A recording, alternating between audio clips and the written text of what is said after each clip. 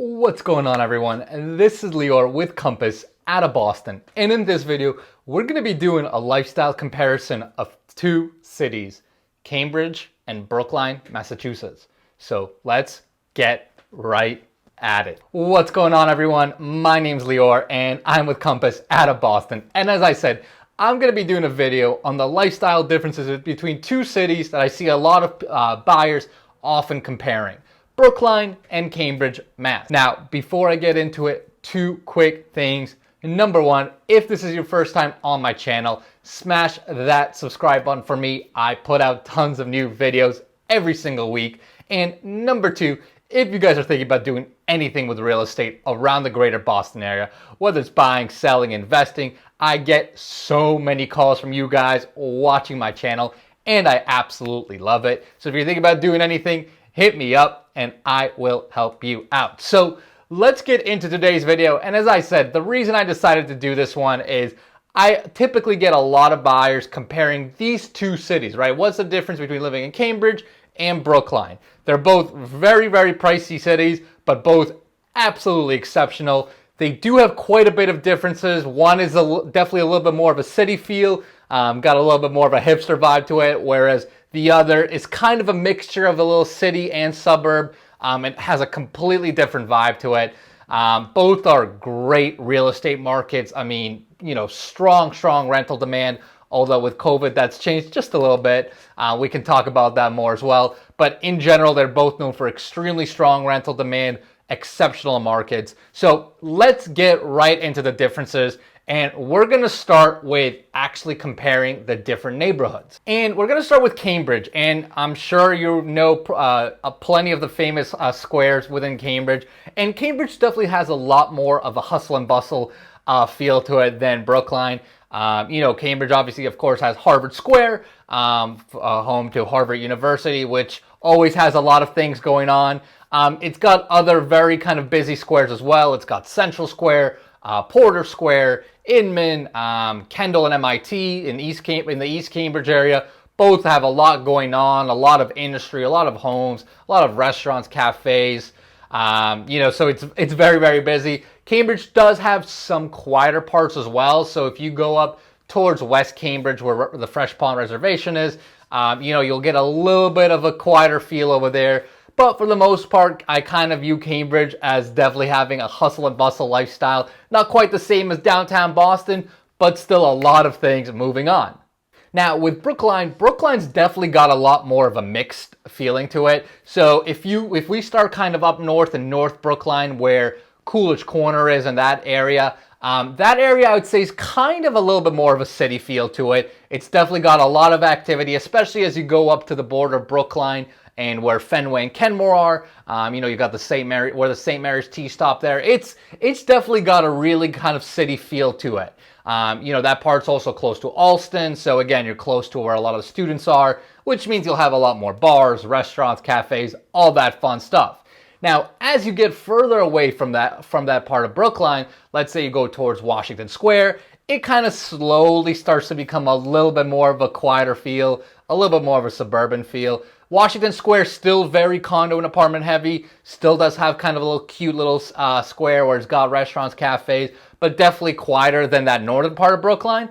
And then as you go towards Chestnut Hill, South Brookline, it actually changes quite a bit. And that's when you really start to feel it as a suburb. Really feels like some parts of Newton, you know, because there you'll have a lot more single families. You'll have much bigger lots, less students, less young professionals, and much more family oriented. So Brookline's really kind of an interesting mix. It's got parts of it that are very city-like and kind of got that hustle and bustle feel.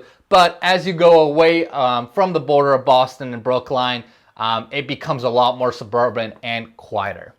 Now, in terms of the actual city vibe and who you're going to see within these cities, as you can imagine with Cambridge, especially in the big squares like Harvard, Porter, Central, you're going to have quite a bit of young professional and student population, right? You got the universities there. There's a ton of people that graduate, start work, and live in these squares too because they're super convenient. There's a lot of tech, biotech, a lot of jobs there. So you will see a lot of younger folks in these areas. You can certainly still see plenty of younger families within these squares as well. But that's definitely going to be the vibe. You also have the other thing with Cambridge too. It's got a very hipster feel to it as well. You have a lot of independent shops, a little independent cafes, restaurants, stores, other little shops, etc. So that's the feel you'll get there. Now, in that other pocket I mentioned, West Cambridge, right, as you go towards Fresh Pond, as I said before, it definitely does get a little bit quieter. You'll probably see less students and younger professionals living there. Typically, we'll have more family-oriented in that particular part of Cambridge. But again, that's just that pocket over there. The main squares of Cambridge are going to be young, a lot of activity, a lot of motion happening.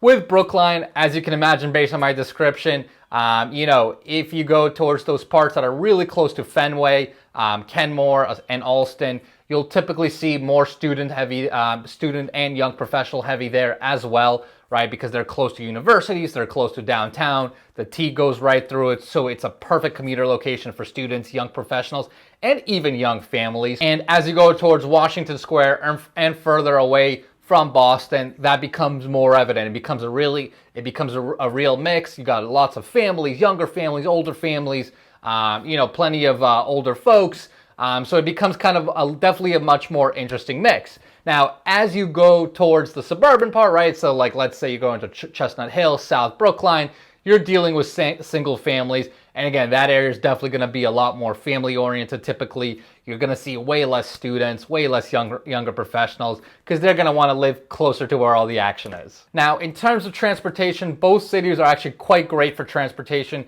Cambridge has the Red Line, which goes through Harvard, Central, Kendall.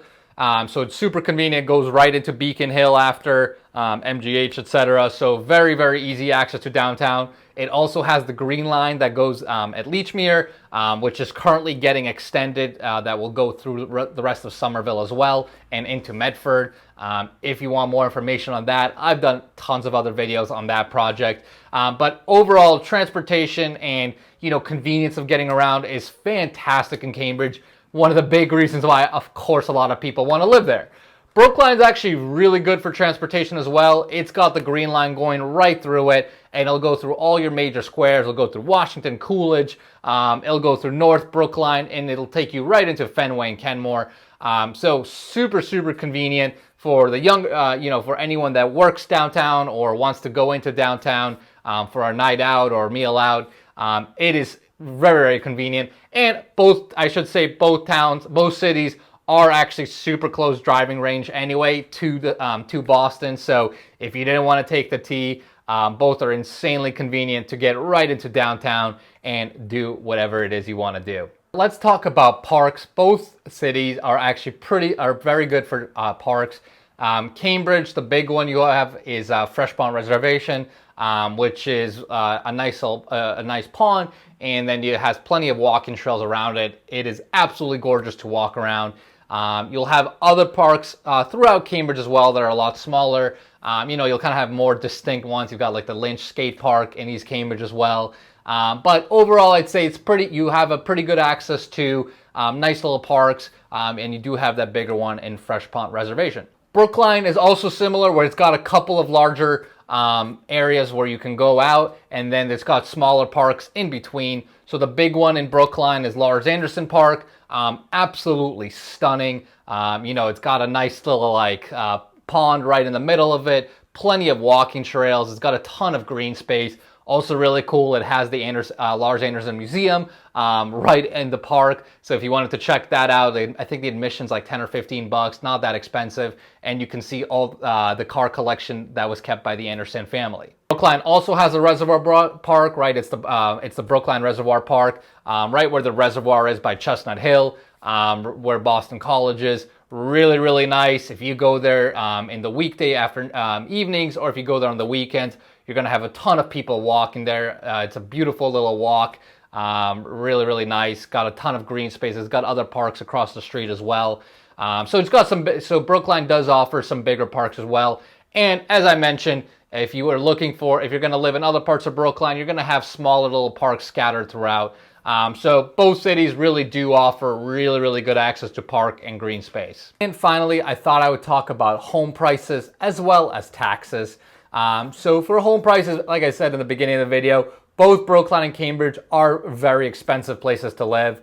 They are not cheap. Your typical condos will start around $600,000 to $700,000. Maybe you can find some really small ones cheaper. But for decent sized condos, that's typically where you're starting, and they can go much higher into the millions. Same thing with single families. Single families in both of these cities are quite expensive. You're typically starting in $1 million, and you can go well north of that depending on the size and exact location. Now, for the residential tax rate for real estate, let's compare those. Current tax rate is $5.75 for every $1,000 of assessed value for the year of 2020, whereas Brookline is $9.45 for every $1,000 of assessed value. Now, obviously, Cambridge has got a much cheaper tax rate. It is well known to be the only city around the greater Boston area that's got such a cheap rate. Most of the other cities around it are well north of that. Most of them are pushing at least $10 for every $1,000 of assessed value, if not much more than that. So Cambridge certainly wins the battle with that regard. Both cities do also offer good residential exemptions. If you're going to buy a house and own or occupy it, you can certainly apply for that as well. So hopefully that gives you guys an overview of what it's like, some of the different neighborhoods, the prices, the parks as well, and kind of gives you a feel of the differences between Brookline and Cambridge. As I said, lots of buyers usually compare these two areas. They both offer great amenities, but both offer slightly different vibes as well. So hopefully that helps, guys. If you have any questions, any thoughts, shoot them below and I will help you out.